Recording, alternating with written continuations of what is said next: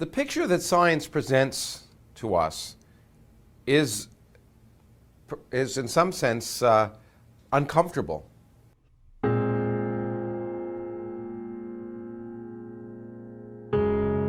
We evolved as human beings a few million years ago on the savannah in Africa, and we evolved to escape tigers or lions or predators. And so what makes common sense to us is the world on our scale.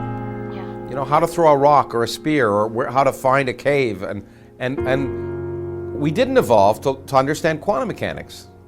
And therefore, it's not too surprising that on scales vastly different than the kind of experience we had as we were evolving as a species, that nature seems strange and sometimes almost unfathomable, certainly violates our common sense, our sense of what is common sense and what's intuition.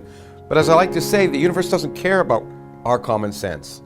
We have to force our ideas to conform to the evidence of reality rather than the other way around. And if reality seems strange, that's okay. In fact, that's what makes science so wonderful. It expands our minds because it forces us to accept possibilities which in advance we may never have thought was possible.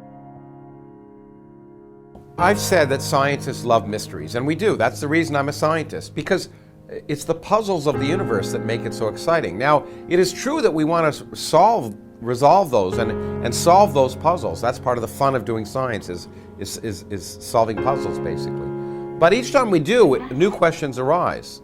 And I think for many of us, just as in our lives, the searching is often much more profound than the finding. It's the searching for answers through life in some sense that make life worth living. If we had all the answers, we could just sit back and stare at our navels.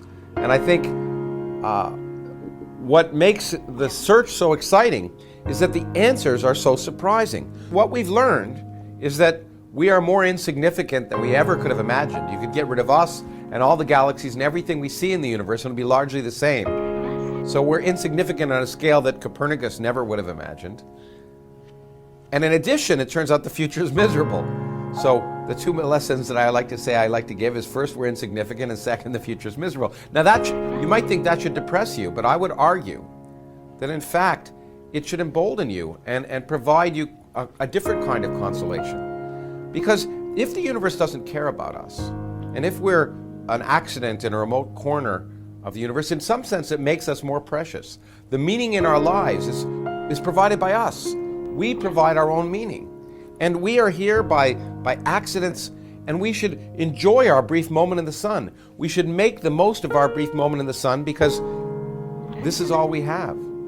And even if we're so rare that we're the only life forms in the universe, which I doubt, that makes us in some sense, while we're more insignificant, we're more special.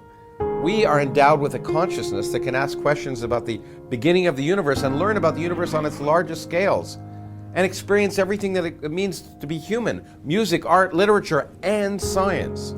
So for me, it should be spiritually uplifting that we're not created with a purpose by someone who takes care of us like a mannequin or with strings determining everything. We determine our future, and that makes our future more precious.